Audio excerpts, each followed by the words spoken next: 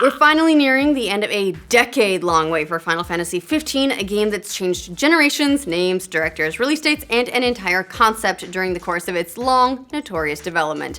Considering how much has changed since Square Enix first debuted as Final Fantasy Versus 13, and the fact that it's the 15th game in the series proper, there's bound to be a ton you don't understand about this massive game, besides the fact that it's also got like 8 media tie-ins. Final Fantasy XV is thankfully out on November 29th for PlayStation 4 and Xbox One, and here's everything you need to know before you go out and buy it.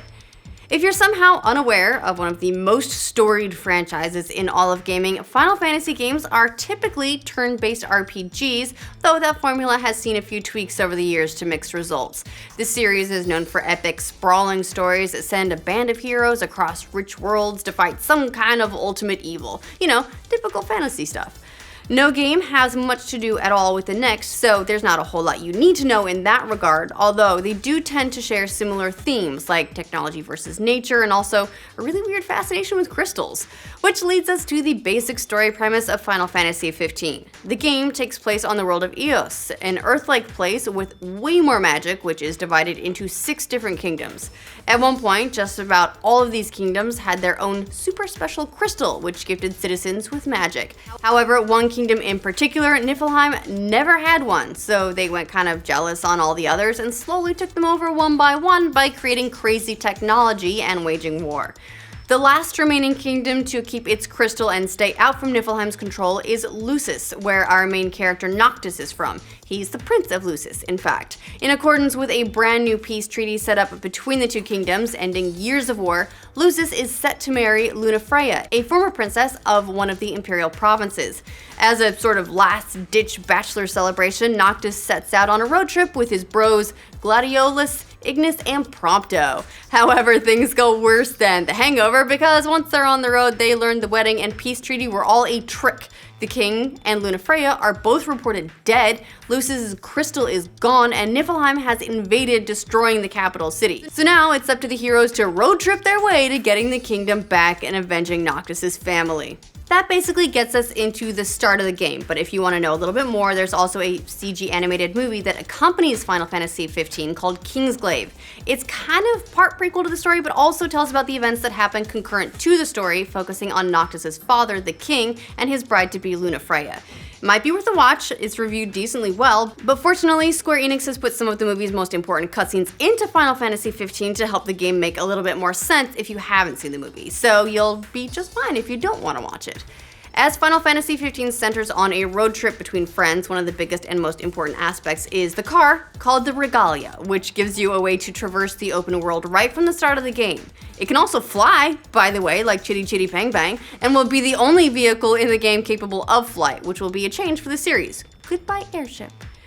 Players can drive the car on their own, or one of the party members can drive it on autopilot while the player chills and looks out at all the giant beasts of the field or whatever. While on autopilot, players can enjoy a cinematic view or a mode that allows you to see the conversations of the party building their relationships. You can use the Regalia to progress through the game however you want, moving to the next point of interest to advance the story or take on side quests. Some of these side quests include taking on enormous monsters, some of which are known as Astrals. Once defeated, they can be summoned by you in battle. Sound familiar, Final Fantasy fans?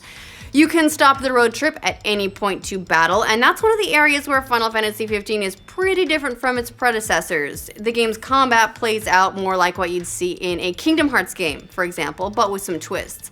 The big focus of combat in Final Fantasy XV is weaponry. Noctis can switch weapons on the fly with the press of a button, with each one changing his attacks. Noctis also has the royal family's ability to warp, allowing him to teleport where a thrown weapon is, or teleport strike an enemy for lots of damage.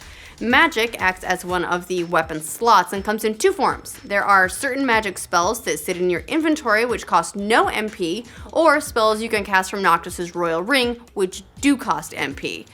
The battles play out in real time, so it is a bit of a shift from the series' traditional turn-based strategy, although again that's changed in recent series and it's been much more real-time for a while now. But there is a wait mode that allows you to stop and make things a little bit more like the turn-based combat of old.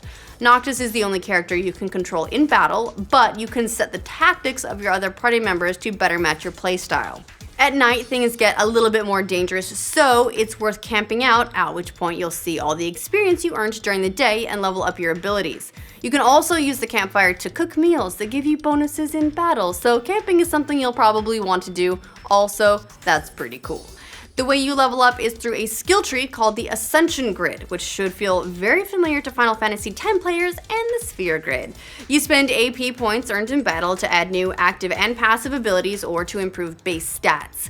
Now, one other cool game mechanic that comes out of the road trip setting is Prompto, who, in spite of having a kind of silly name, is a party member who acts as an in-game photographer as well. Prompto will freely take pictures with his smartphone of your specific journey, capturing moments in battle or on the road that are unique to your playthrough, all of which you can view in a special gallery or upload to social media.